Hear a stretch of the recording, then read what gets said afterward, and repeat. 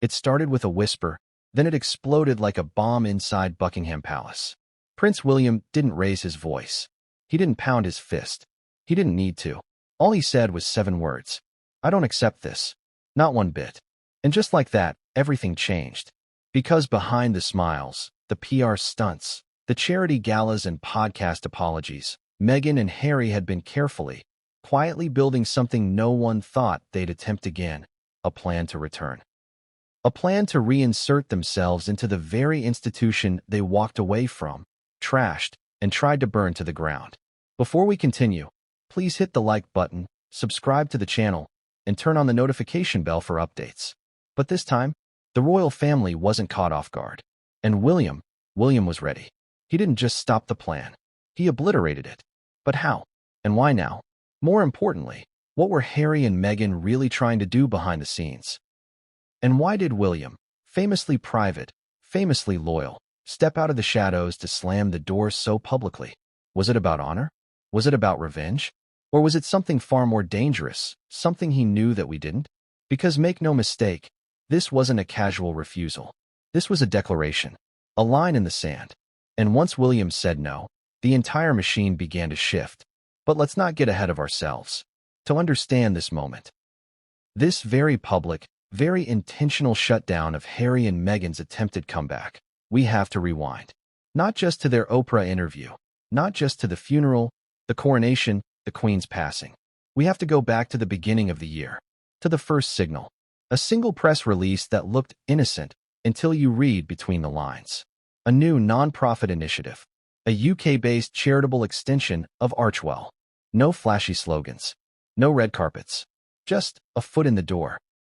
And in that moment, palace aides reportedly began to panic. Why? Because they'd seen this playbook before. They knew exactly what was coming. And yet, the king hesitated. Charles, ever the compromiser, reportedly waved it off at first. He believed in reconciliation. He still saw his youngest son through the fog of grief, not scandal. But William? William was already 10 steps ahead. He wasn't reacting. He was preparing, because he'd seen the signs. The sudden, unofficial visit to the UK. Under the guise of charity, the well-timed speeches, the anonymous insider leaks about hoping to spend more time in Britain, the public appeals to family, and worst of all, the push to re-establish connections with certain royal charities, the kind that could be used to claim status without permission. William saw it for what it was, not a reconciliation, a rebrand. Let me ask you something. If someone publicly accused your family of racism, if they dragged your wife into global headlines with accusations, if they left the institution you're preparing to lead in flames, and then they showed up, quietly asking to come home, would you open the door? Or would you do exactly what William did, smile politely, then shut it so hard the echoes were felt in California? See, this wasn't just about a return. It was about re-legitimization. Harry and Meghan had spent nearly 3 years building a brand abroad. Hollywood deals, celebrity interviews, Netflix documentaries, podcast confessions, stage-managed speeches. But something shifted in 2025. The money dried up. The headlines grew colder. Netflix reportedly began asking questions. Spotify walked away. Archewell filings were suddenly under a microscope. Public sympathy was harder to come by. And so the strategy changed. Rebrand. Reposition. Return. Not officially, of course. That would require groveling. Something Meghan Markle has never mastered. No, this would be different. Softer. Subtle. Strategic. Start a small office in London. Partner with charities that still held fond memories of the couple. Make unannounced visits, accidentally captured by paparazzi. Offer vague comments and interviews about keeping doors open. Let the public sentiment do the heavy lifting. Because if the British public warmed up, the palace might have no choice. Right? Wrong. Because one person wasn't playing along. William. The same William who once welcomed Meghan with open arms. The same William who reportedly extended olive branches after the Oprah fallout. The same William who, even after years of betrayal, still stood behind Harry at Queen Elizabeth's funeral, walking silently through waves of grief and history. He tried. He really did. But everyone has a limit. And this plan to slide back into the monarchy through the side door was William's. So when aides brought him the early reports, he didn't explode. He didn't call a press conference. He made a decision. He would act, not just to protect the crown, but to protect his children, his wife, his future. Because let's be honest, this isn't just about Harry and Meghan anymore. It's about Prince George, Princess Charlotte, and Prince Louis. What does it say to them if those who disrespect the monarchy are rewarded with more access? What message does it send to future kings and queens if loyalty is optional? And more than that, how do you maintain stability in a nation still mourning its longest reigning monarch, when her legacy is being rewritten by those who left? That's why William drew the line. Because this wasn't about pettiness. It was about precedent. And for the first time, sources say, he didn't back down behind closed doors. He made it crystal clear. No titles reinstated. No roles offered. No media accommodation. No exceptions. He didn't ask the king. He didn't consult courtiers. He made the call. And the ripple effects were instant. Reporters started shifting tone. Former palace staffers began speaking a little more freely. Royal charities quietly pulled back from Sussex-linked events. And within weeks, the quiet return had become an unmistakable defeat. Now here's where things get interesting. Because the public, they saw none of this, at first. To the world, it looked like another day in the royal soap opera. A missed appearance here, a cancelled event there. But behind the scenes, doors were closing, calls weren't returned, and a message was delivered, directly, privately, and without ceremony. Your services are not required. There was no room for interpretation. And it didn't come from King Charles. It came from Prince William, the same William who once said, "My brother and I are on different paths." Now, he's not even pretending the paths intersect anymore. And while Harry and Meghan may still dream of a soft landing in the UK, the kind where they can be seen as independent royals, still adored, still relevant, the truth is far more brutal. That door, it's shut, bolted, reinforced, and the one who locked it is the future King of England. But what made William finally snap? Was it just the slow build-up of betrayal? Or did Harry and Meghan cross a line recently that left William no choice? What did they try this time that made him go from silent protector to calculated destroyer? And more importantly, is this really over? Because while the world thinks the war is finished, insiders say, the Sussexes haven't given up yet. In fact, a brand new leak suggests they've already launched their next move. And this time, it's more personal than ever. But what came next would change everything, and no one saw it coming. What if the place you once set on fire suddenly looked like the only shelter left? That's the question Harry and Meghan never expected to face. But by early 2025, it was no longer hypothetical. It was real and urgent. After years of scorched earth interviews, scathing documentaries, and thinly veiled barbs aimed directly at the monarchy, something shifted in their camp. Not publicly, not overtly, but subtly, almost desperately. It began with whispers. Leaks from insiders, odd PR maneuvers, quiet press engagements, and one incredibly revealing private visit to the UK. But here's the twist. They didn't think it through. They thought they could just come back. Not to the palace per se, but to the idea of the palace. To the grandeur, the legitimacy, the weight of royalty, without the duty. And that, right there, was their fatal miscalculation. Let's rewind. January 2025. Los Angeles is quiet. Archwell's public calendar? Sparse. Spotify is already history. Netflix is reportedly stonewalling new projects. And the Archetypes podcast? Well, let's just say no one's demanding season 2. Then suddenly, a short, barely noticed entry appears on a niche royal blog. Private visit by the Duchess of Sussex to UK-based education charity this week. No press invited. No official photos. Just a few blurry images. One leaked from a staffer's phone. But if you looked closely, you saw it. Meghan was glowing. Not like a Hollywood actress. Like a duchess reclaiming her ground. Some dismissed it as coincidence. But others, particularly royal aides, saw it for what it was. The first move. Because where there's a photo op, there's a strategy. And where there's a strategy, there's usually a bigger plan waiting behind it. What was that plan? Re-enter softly. Don't announce a comeback. Suggest it. Don't ask for forgiveness. Demand relevance.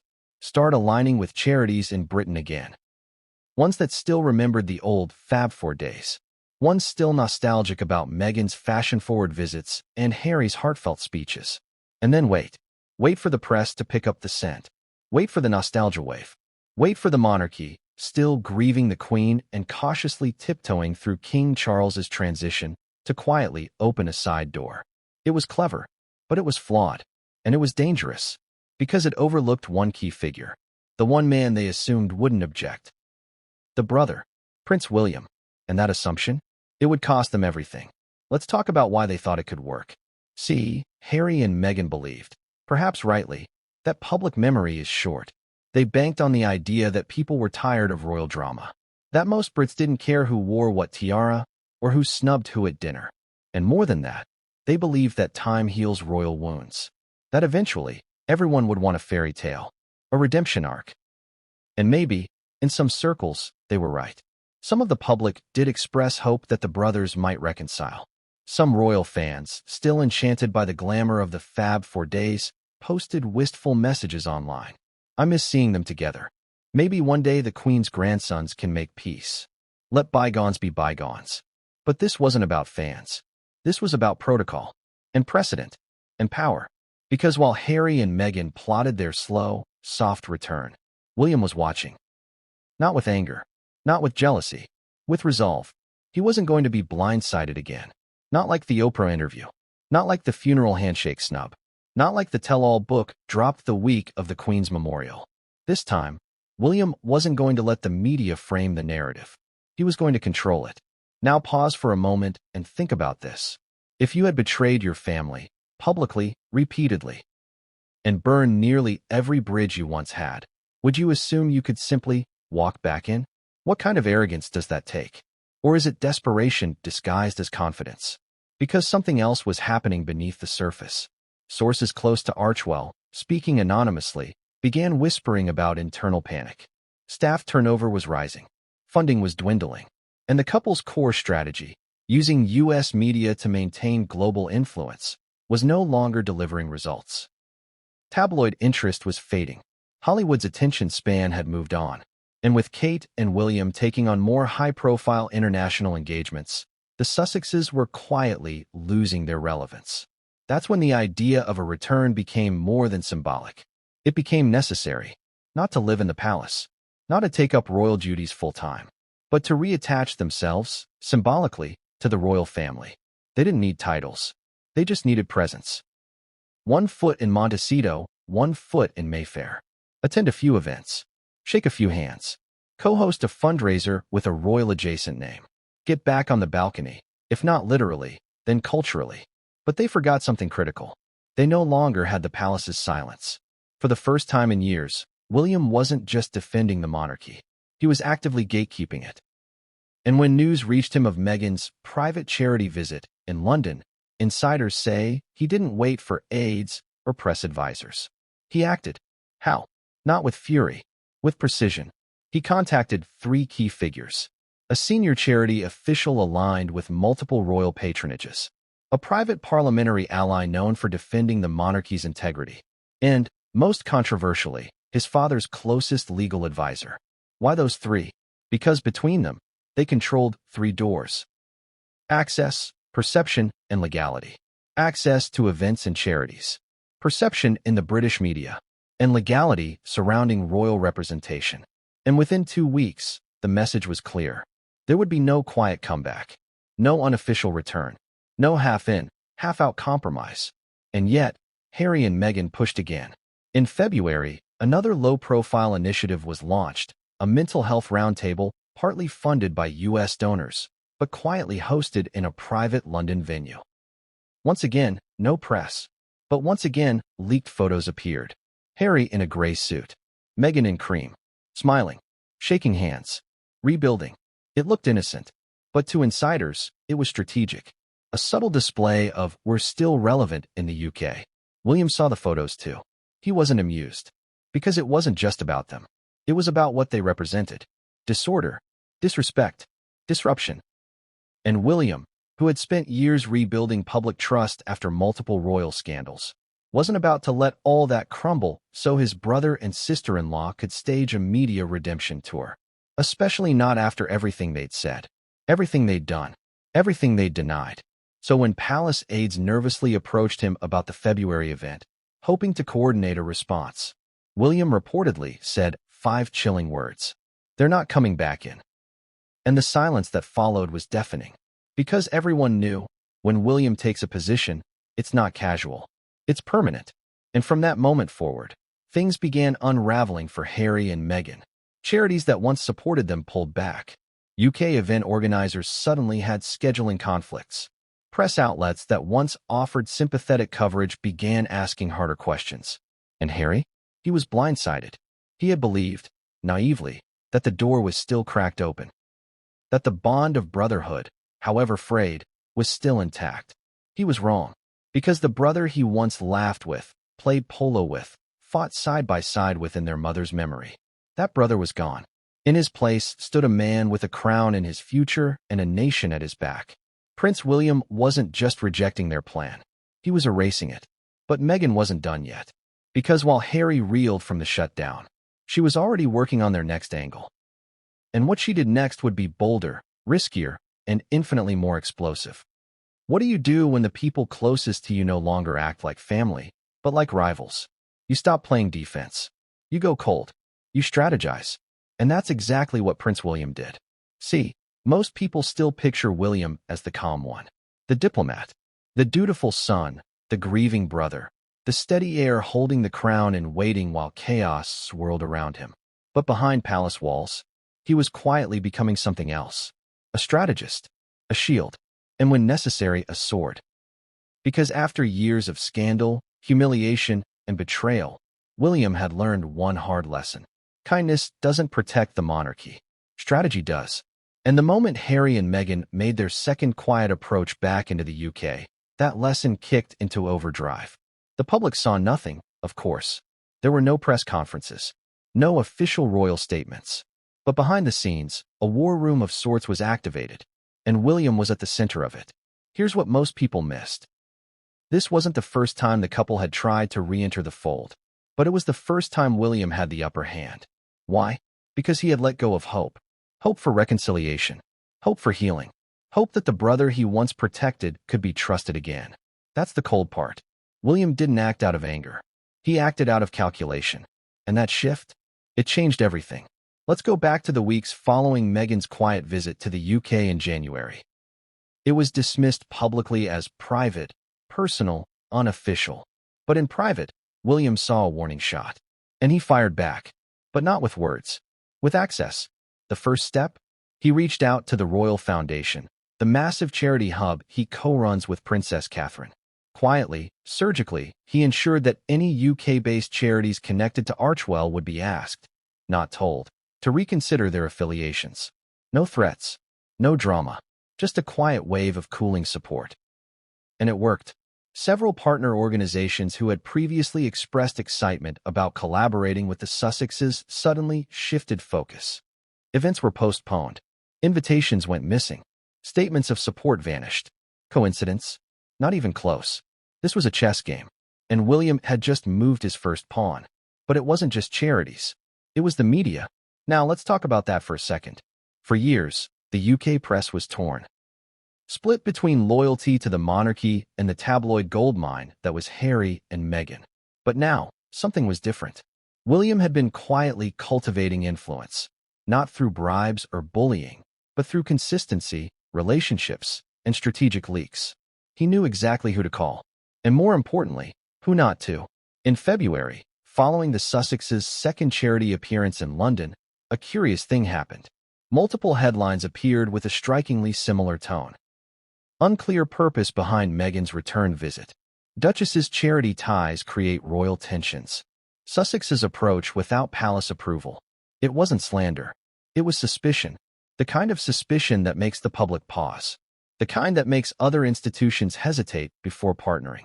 The kind that plants seeds and waits. And William? He planted them with ruthless precision. Then came the legal side. Because remember, William didn't just want to discourage a return. He wanted to prevent one. So he moved to Phase 3, protocol enforcement.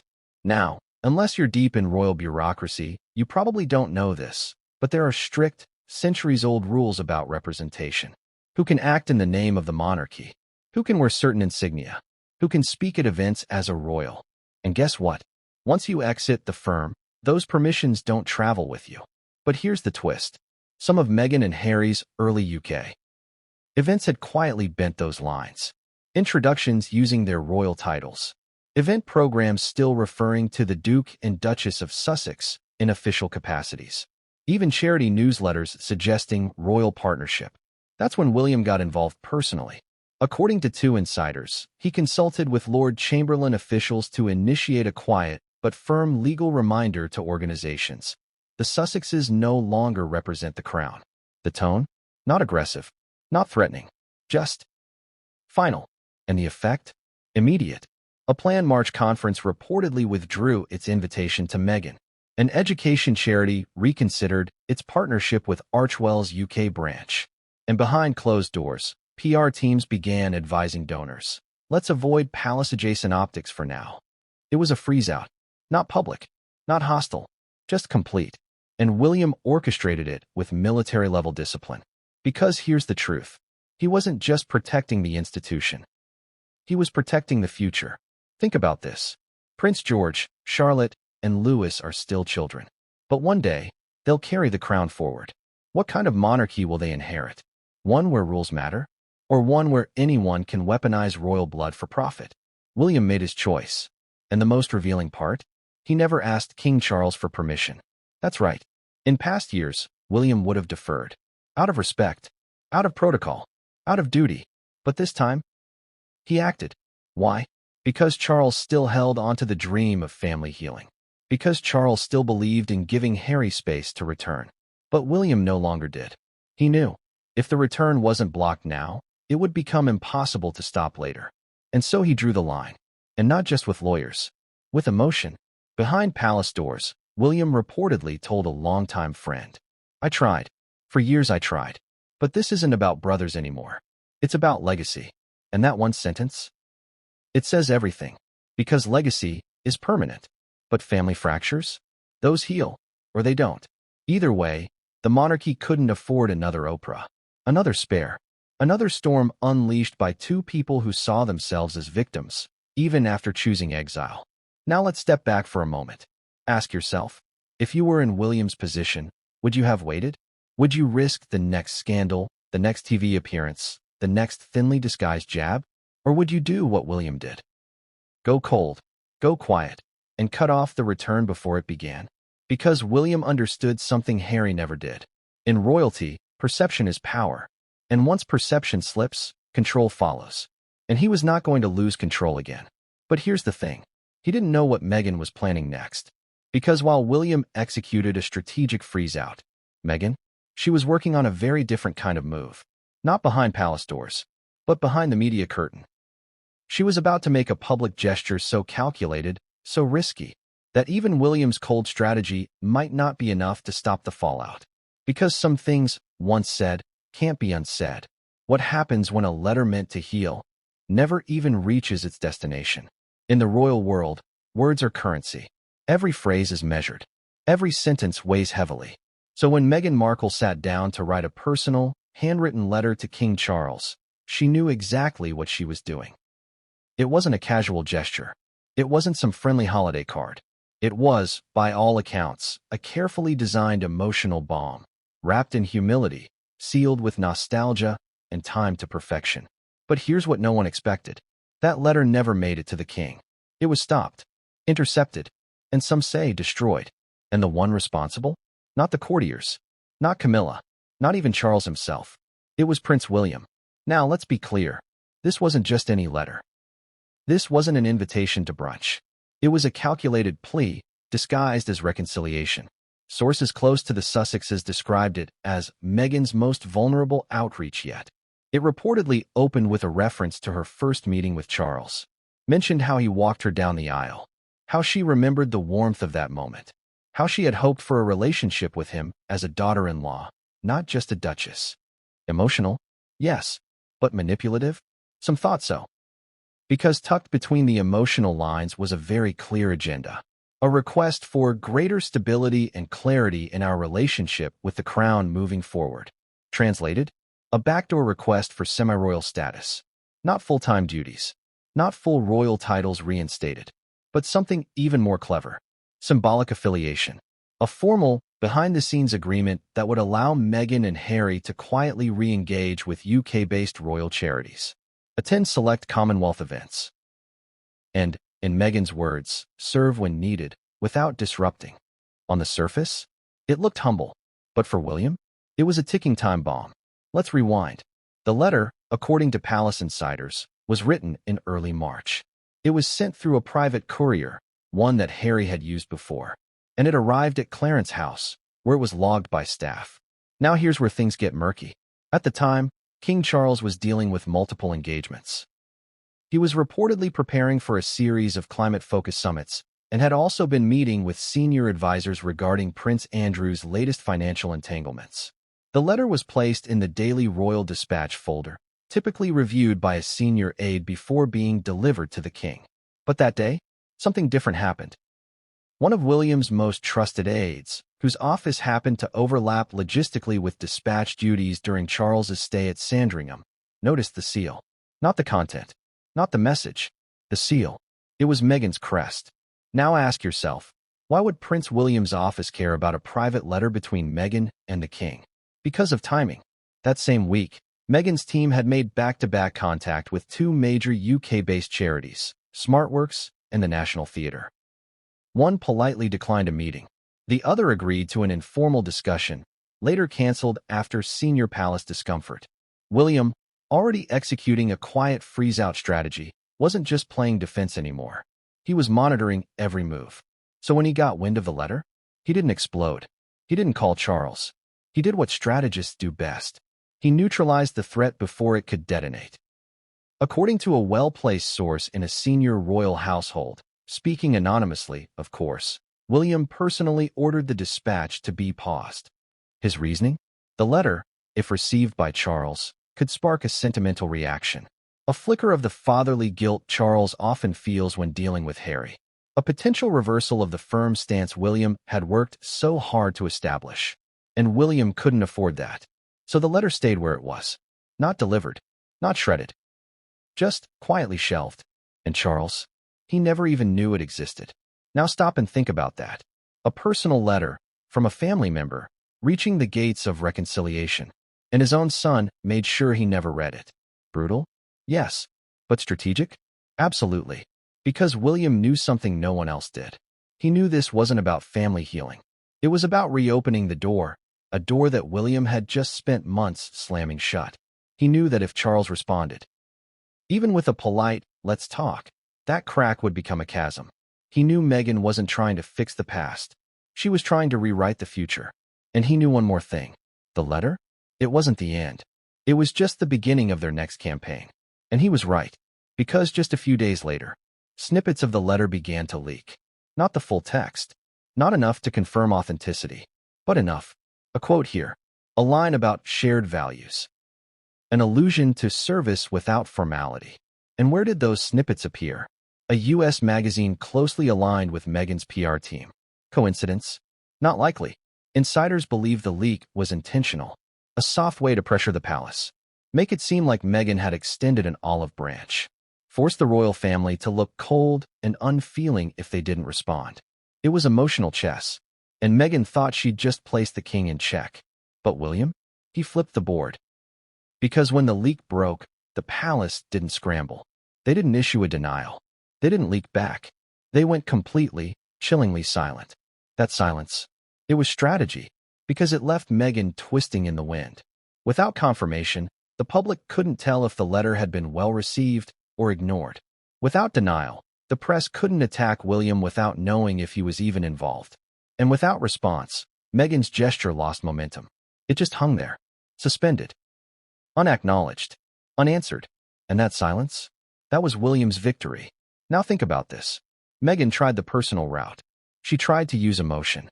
She tried to get ahead of the palace through heartfelt outreach. And William, the famously emotional older brother, met it with calculated indifference. Why? Because for him, this wasn't about emotion anymore. It was about integrity. He wasn't just preserving the monarchy. He was preserving the boundary between truth and performance. He had seen too many cameras, too many staged moments, too many manipulations masked as vulnerability.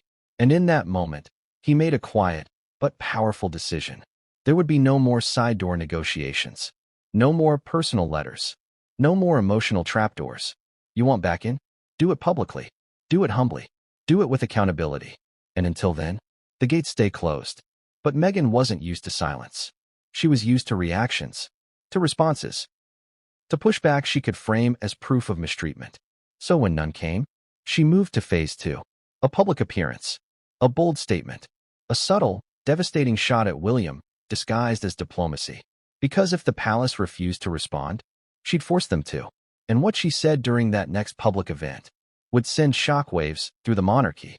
What do you do when your private plan fails? When the letter you wrote never reached its target, and the silence from Buckingham Palace becomes deafening? You go public. Loudly. Strategically. With a smile that conceals a dagger. And that's exactly what Meghan Markle did.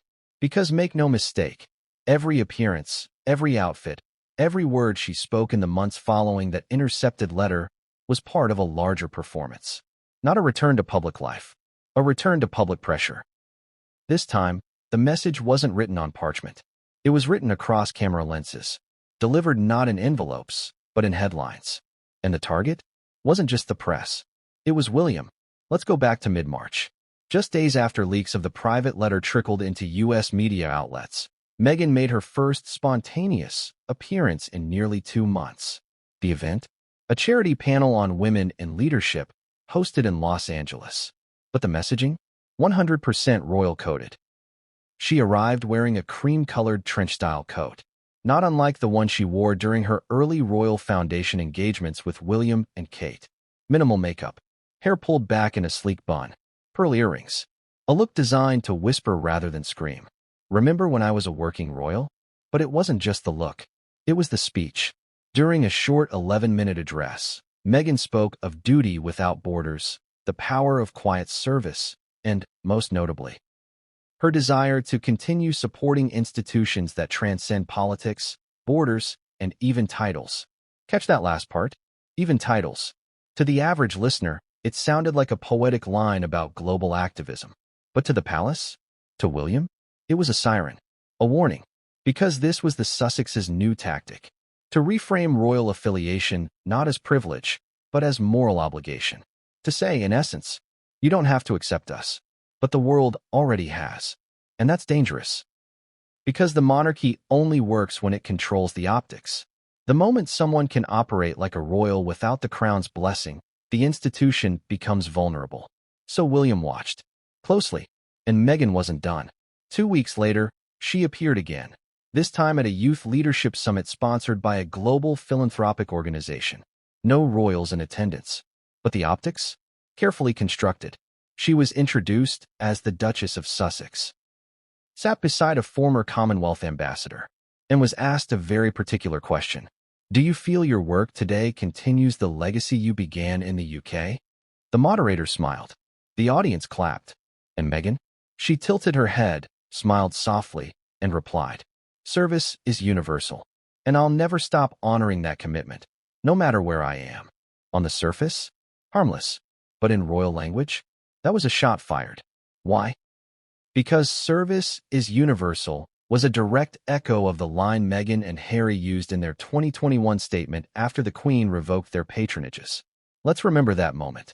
When Buckingham Palace confirmed the couple would not return as working royals, the official statement read, In stepping away from the work of the royal family, it is not possible to continue with the responsibilities and duties that come with a life of public service. Meghan and Harry's reply? We can all live a life of service. Service is universal. That phrase has haunted the palace ever since, because it frames the monarchy as restrictive, elitist, as though true service must be done outside its walls. And now, Meghan was using it again, not in anger, not in rebellion, but in calculated grace. And that's what made it dangerous, because William couldn't attack it. If he pushed back, he'd look petty. If he ignored it, he'd look weak. So what did he do? He changed his approach. Because up until now, William had been working behind the scenes, through access, charity circles, and legal protocol. But now, he realized the fight wasn't private anymore. It was performative. So he stepped into the spotlight. Less than 10 days after Meghan's Youth Summit speech, William and Catherine made a surprise visit to Birmingham for a youth mental health roundtable. The media coverage? Wall to wall. They visited schools, spoke with parents, sat with vulnerable teens. But here's the kicker. In an off-the-cuff remark, caught on a hot mic, William said to a young attendee, "It's important to show up, not for the cameras, but for the cause." Boom. That wasn't accidental. That was a counterpunch. And the press ate it up. William's jab at Meghan. Prince questions motives behind charity celebs. Future king takes subtle dig at ex-royals. Now, whether William intended to start a media firestorm or not is up for debate. But the timing? The phrasing? The delivery? It was surgical, because now he was setting the narrative again. Not by mentioning Meghan, but by reframing what service should look like. Not glam, not speeches, just quiet, consistent presence. And here's where the emotional stakes start to rise. Because Meghan and Harry weren't just fighting for relevance. They were fighting for dignity. Imagine knowing the entire world is watching, waiting to see if the royal family will let you back in. And now imagine your sister-in-law, Catherine, is being hailed as the embodiment of grace and service, while you're accused of attention-seeking in California. It stings, and it fueled Meghan's next move, the big one. Because while subtle shade and polished speeches made headlines, they didn't move the dial. So she went bold. An interview. Mid-April. An exclusive sit-down with a major U.S. outlet. Billed as an intimate look at motherhood, mission, and meaning. But buried halfway through the conversation came the quote that would explode across both sides of the Atlantic. When asked whether she ever saw herself returning to the UK, even in a limited public role, Meghan replied, "I've always said, I'll go wherever I'm needed. My heart never left." Stop and read that again. "I'll go wherever I'm needed. My heart never left." Now to her fans, it was a poetic expression of maternal care. To neutrals, maybe a sign of softening. But to royal watchers, to William, it was a landmine. Because it reframed the entire exile. It turned her departure into noble sacrifice, her return into moral obligation, and William's resistance into cruel denial. Suddenly, he looked like the obstacle, the gatekeeper, the wall between family unity and global service. And that's when William made the most cold-blooded move yet. He broke tradition. Within 48 hours of Meghan's interview airing, Kensington Palace released a rare joint statement with the Royal Foundation, confirming a new global youth initiative involving 12 Commonwealth countries. On the surface, business as usual. But here's the mic drop. Harry and Meghan were not invited. Despite their past Commonwealth roles, despite their previous appearances, despite their global connections, they were excluded, not omitted, not forgotten, deliberately left out. And in palace terms, that's louder than any speech. That's a lock on the door. That's final. Because this wasn't just a PR war anymore. This was now a clash of philosophies. Meghan believes service transcends monarchy. William believes monarchy gives service its anchor. Meghan wants to orbit the crown. William wants a clean solar system. And only one can win. But Meghan still had one move left. One that would send the biggest shockwaves yet. Because if she couldn't get back in through charity, she'd try something bolder. She'd try to use her children. And what she did next left the palace reeling. What happens when royal rebellion meets the full force of the British establishment? You don't just get pushback. You get obliteration. And that's exactly what Harry and Meghan walked into when their soft return strategy turned into something far riskier, leveraging the image and identity of their children. Because when the charity appearances didn't open doors, when the private letter was intercepted and ignored, when Meghan's subtle PR jabs didn't draw the desired response, she made a decision. A bold one, a controversial one, some say a desperate one. She and Harry would remind the world, and the crown, that they weren't just two ex-royals in California. They were the parents of the king's grandchildren, and they wanted that known. Not hidden, not minimized, not erased. It started with a photo, just one, but one that caused a full-blown palace panic. Late April, Meghan and Harry released an unofficial family portrait to celebrate Archie's birthday. Nothing new. Royals do this all the time, right? Except this time, something was different. The image wasn't just of Archie. It included a rare, professional photo of Lilibet. But more importantly, it was staged in front of a large Union Jack flag. Subtle? Maybe. But deliberate? Absolutely. The flag wasn't just background. It was centered, framed perfectly behind them. Its edges visible above Lilibet's head like a crown. Royal watchers gasped. Social media exploded. Are they hinting at a return? Why place the Union Jack in a private family photo? Is this their way of saying the kids still belong to the monarchy? And inside the palace? William hit the roof. Because this was the line. You can criticize the institution. You can start a charity. You can release podcasts, documentaries, memoirs. But what you don't do is weaponize your children's royal connection without consent, especially when you walked away from that world, especially when you rejected its expectations, especially when you told the world the monarchy was toxic. And yet here they were, visually invoking the crown, using its most powerful symbol, wrapped around its most innocent descendants. And the timing? Too perfect to ignore. Just days after Meghan's "I'll go where I'm needed" interview. Just a week before King Charles's scheduled Commonwealth address. And right as British media was ramping up speculation about the Sussexes returning for summer engagements. Coincidence? Not a chance. But here's where it gets even more explosive.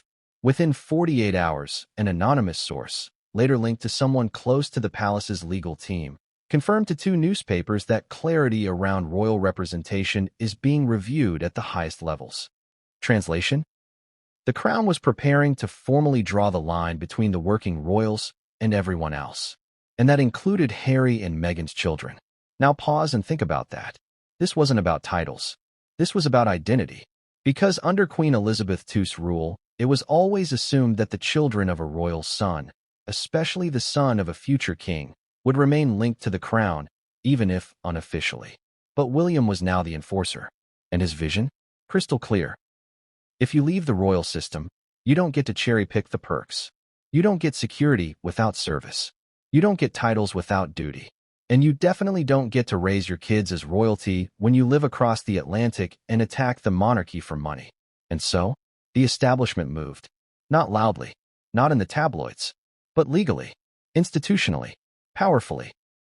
Behind closed doors, Parliament members began discussing an obscure law last used during the abdication crisis of Edward VIII, the Titles Deprivation Act.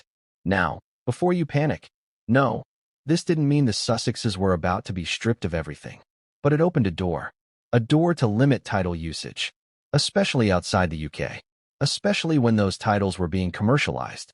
Because you know what Britain's lawmakers hate even more than royal drama? Brand exploitation. And when footage surfaced of Meghan's latest non-profit documentary, funded by a US studio, showing images of Archie next to royal insignia, that was it. Meetings were held. Ministers were briefed. And the phrase that sent shockwaves across both Whitehall and Windsor was uttered. This may constitute reputational overreach. That phrase, vague, polite, terrifying, meant only one thing. Boundaries were about to be enforced. And who was behind it all? Who lit the fuse? William. Sources say he didn't have to push hard. He just had to ask the right people the right questions. Are there guidelines for how royal symbols are used abroad? Do titles apply when individuals operate independently? What's the legal precedent for controlling misrepresentation? And once those questions were asked, the wheels of the establishment began to turn. Because here's what Harry and Meghan never understood. The monarchy isn't just tradition. It's infrastructure. It's the crown. It's parliament. It's church. It's international law. It's 1,000 years of carefully protected protocol. You can throw a punch at a prince. You can even insult a queen. But when you mess with the system punches back. Hard. And so, lawyers started drafting memorandums. Charity boards re-reviewed their royal affiliations. Even the Foreign Office was reportedly asked to assess soft power implications of Sussex brand building abroad. And guess what? The UK government was not amused. Because Harry and Meghan's strategy was no longer about reconciliation. It was about rebranding Britain from California. And that would not stand. Within 3 weeks of the Lilibet birthday photo, the following happened. 3 UK charities quietly scrubbed royal references to the Sussexes from their websites. The Home Office issued updated guidance on non-working royals and ceremonial participation. A peer in the House of Lords formally raised the question. Should ex-royals living abroad retain the ability to confer symbolic influence on British institutions? Boom. This was no longer gossip. This was constitutional heat. And at the center of it all, William, still silent, still dignified, but increasingly powerful. Because while Harry and Meghan played the media, William played the machine. And in the end, that machine turned. Slowly, quietly, but unmistakably. And for the first time since Megxit, the Sussexes were no longer facing just a cold family. They were facing an entire system. But here's where it gets even darker. As William watched the backlash unfold, he wasn't satisfied. Because he knew the establishment could push boundaries. But he could do something they couldn't. He could make it personal. And what he did next wasn't cold. It wasn't strategic.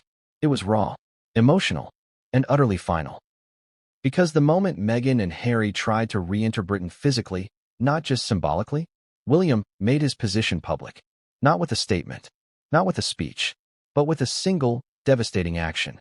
And what he did next would shatter any illusions that a royal return was still possible. What happens when the King of England is no longer the most powerful man in the room? When the monarch himself becomes a pawn, caught between two suns, two ideologies, and two completely incompatible futures. That's exactly where King Charles found himself. Smack in the middle of a war he never wanted, forced to choose between duty and love, between the crown and the bloodline. And this time, even he couldn't stay neutral, because while William moved with cold precision, and Harry and Meghan played the long game from the shadows of Montecito, Charles wavered. He hesitated. He hoped. And that hesitation nearly unraveled everything William had worked so hard to lock down. Let's rewind to late May. After months of pressure, silence, and PR power plays, whispers began to circulate in London that Harry and Meghan were considering returning for a high-profile charity gala in June. Not as working royals. Not officially, but publicly, visibly, symbolically. The event? A major fundraiser connected to the Invictus Games and several veteran mental health initiatives, two areas deeply associated with Harry's royal work. And it wasn't just a rumor. The organizers had reportedly already contacted the palace. Security had been discussed. So had seating charts. And, most controversially, whether King Charles would attend. Why? Because the charity's patron was the king himself. That's when everything exploded. Inside the palace, staff were divided. One group, primarily younger aides aligned with William, urged caution. If you let them appear with the king, even unofficially, it legitimizes them. It opens the door to more. The other group, loyalists to Charles's softer leadership style, leaned the other way. It's a charity event. It's family. It'll look good for the monarchy. But William? He wasn't interested in debate. He wanted action. And when he heard that Charles was considering making a brief appearance at the gala, even just to wave or deliver a short speech, he intervened. Hard. Sources say William personally visited Clarence's house that week. No aides. No PR team. Just a private meeting between father and son. And what happened in that room would reshape the monarchy's internal power dynamics forever. Let's break it down. Charles, still emotionally tethered to Harry, still carrying the weight of Diana's absence, the family breakdown, and the public drama, was open to a gesture. Not a reunion. Not forgiveness. Just a gesture. He told William, "It's not political. It's charity. I won't be seen with them directly." But William wasn't having it. He looked his father in the eye and reportedly said, "You're the king, and that means putting the monarchy before the myth of reconciliation." That line hit hard, because it wasn't just about Harry and Meghan anymore. It was about Charles's tendency to blur boundaries between family and crown, love and leadership. And William? He'd had enough. Because to him, this wasn't a personal squabble. It was a systemic risk. He told his father, "Every time you let them back in, even for 5 minutes, they use it. For publicity, for branding, for control." And then came the final blow. "If you show up, I won't." Boom. That was the threat no one expected. Because for all his calculated restraint, William had never drawn a line in the sand with his father. Not publicly. Not even privately. Until now. But this? This wasn't just a line. It was an ultimatum. William was effectively saying, "If you're not strong enough to protect the crown, I will." And here's the twist. Charles backed down. Whether it was guilt, exhaustion, or genuine agreement, no one knows. But days later, a quiet press release emerged from the palace. The king would be unable to attend the charity event due to scheduling conflicts. No further explanation. No substitution. No video message. Just absence. The message? Crystal clear. Harry and Meghan were not to be seen anywhere near the monarchy, not even for a cause the family once rallied around together. And yet, even in retreat, Charles wasn't at peace. Because to him, this wasn't just about protocol or strategy. It was about loss. A son who had once been his pride. A daughter-in-law he had once welcomed with open arms. Grandchildren he barely knew. Now exiled. Distant. Weaponized by both sides. And the pain showed. In the weeks following the incident, insiders described the king as unusually withdrawn. Public appearances were minimal. Private meetings were limited. And for the first time since his coronation, Charles delegated several ceremonial duties to William. Not because of illness, but because of emotion. Because how do you govern a family and a nation when those two forces are pulling you in opposite directions? Charles was a monarch, but he was also a father. And that conflict nearly broke him. Now let's stop here and ask the hard question. Was Charles wrong to consider meeting Harry and Meghan halfway?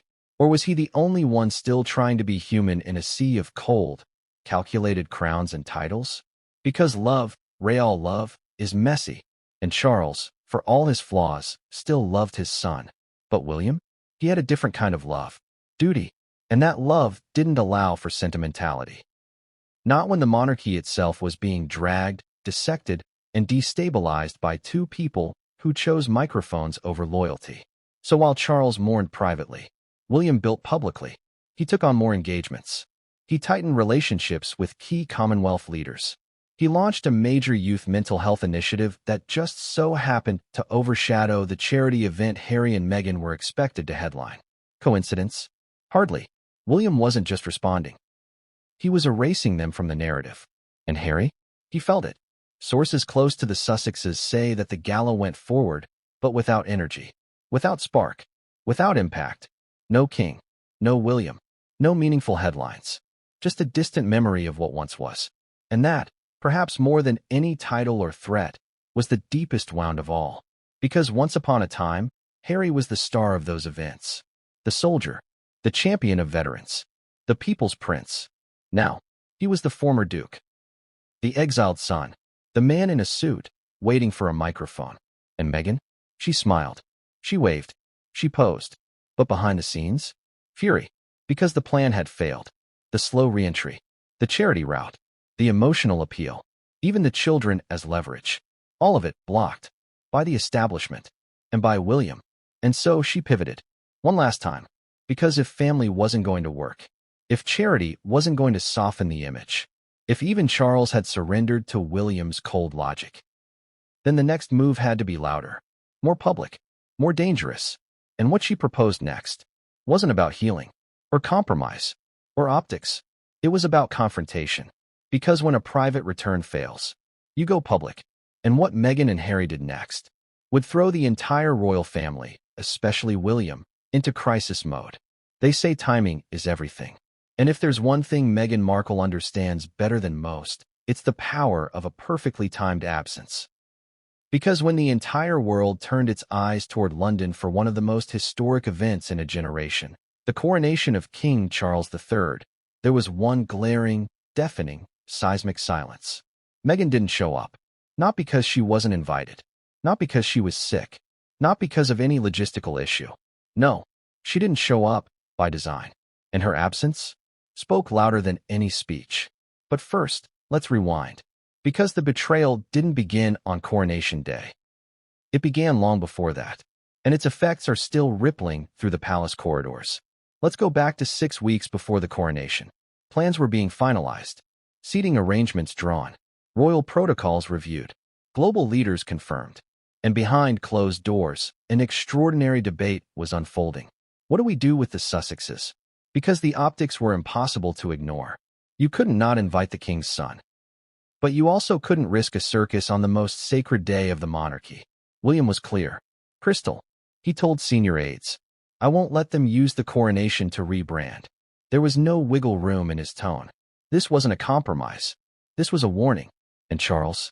He hesitated. Because once again, the old wounds flared up. The ghost of Diana. The split between duty and fatherhood. Charles wanted unity, at least for optics. A brave face, as one palace aide put it. And so the compromise was born. Harry would attend, alone. Meghan would stay in California. The children would not be part of the proceedings. It sounded clean, controlled, a neat middle ground. But what happened next would make it one of the most damaging royal calculations of the decade. Because Meghan didn't just stay home. She launched a counter-programming campaign that sucked the air out of Charles's most important moment. Let's start with the day before the coronation. While Buckingham Palace buzzed with global press and dignitaries, Meghan was spotted smiling at a farmer's market in Montecito, wearing casual white linen, no makeup, holding Lilibet in one arm and an oversized straw bag in the other. And of course, a waiting photographer. The photos were exclusive, the lighting perfect, and the tabloids ate it up. While Britain celebrates the monarchy, Meghan lives her truth in California. The Duchess of Montecito, serene, unbothered, and in control. Coincidence? Not on your life. Because hours later, on coronation morning itself, her team leaked something far more pointed. A private birthday party for Archie. Yes, the same day as the coronation. A personal celebration. Close friends. Homemade cake. No royal titles used. Just Archie. Just family. Just American. It was emotional warfare. A quiet but thunderous rejection of the pomp and ceremony playing out 5,000 miles away. And the message? We've moved on. Why haven't you? Now, let's talk about Harry. Because while Meghan stayed home, Harry flew in. Alone. Stoic. One step behind everyone. Not wearing ceremonial robes. Not sitting near his brother. Not even seen interacting with Charles beyond the briefest nod. The seating chart was a dagger to the heart. Third row. Behind working royals. No military uniform. No formal role in the ceremony. And his expression? Frozen. Controlled. But unmistakably strained. What the cameras didn't catch. But palace aides later confirmed was that William refused to greet Harry backstage. Even in private. Even for appearances. One source claimed William said, "We've tried his version of unity. Now we try mine." Chilling. Final. But the most shocking betrayal of all came after the ceremony. When the new king's inner circle gathered for the private coronation reception, reserved for family, heads of state, and select guests, Harry wasn't there. He had already left. Reportedly, his car pulled away less than an hour after the ceremony ended. No lunch. No toast. No family photo. Just silence. And on the flight home, he was alone. No entourage. No press. No Meghan. Just Harry, caught between two worlds, neither of which seemed to fully want him anymore. But here's where it gets worse. Because while Harry flew home in isolation, the media frenzy Meghan orchestrated in California peaked. Within 24 hours, multiple U.S. outlets ran exclusive photos of the birthday party. Archewell issued a statement about creating new traditions for the Sussex family. Meghan's close friend posted a now-deleted Instagram story that read, "Some traditions are meant to be broken." A direct shot. No ambiguity. It wasn't just absence. It was sabotage. And William? He saw it for what it was. A humiliation. Not just of the institution, but of the king, his father. And that, more than anything else, was what pushed William over the edge. Because say what you will about family drama, about sibling rivalries and royal feuds, but William respects the crown. He honors the moment. He understands the symbolism. And for Meghan to turn that day into a branding opportunity, it was unforgivable. Sources say that in the days following the coronation, William told an aide, she wasn't just absent, she was strategic. That's worse. And then he did something even his father didn't expect. He demanded a formal review of royal communications policy, specifically regarding non-working royal media narratives that intersect with palace events. Translation? If you try to steal the monarchy's spotlight, William will black out your spotlight completely. It was time to take the gloves off. Because the coronation wasn't just a betrayal. It was proof. Proof that the Sussexes were still playing the game. Still watching. Still branding. Still using. And William? He was done. No more olive branches. No more behind-the-scenes negotiations. No more hope. He'd drawn the line in his mind months ago. But the coronation? That made it real. That made it permanent. Because while Charles tried to be diplomatic, and Harry tried to be present, Meghan played offense. And William? He would now play defense, with the full weight of the crown behind him. But Meghan and Harry weren't finished. In fact, they'd been waiting for this escalation, because their next move wouldn't involve private photos, backdoor letters, or quiet meetings. Their next move would be loud, and what they released to the world would throw the monarchy into DEFCON 1.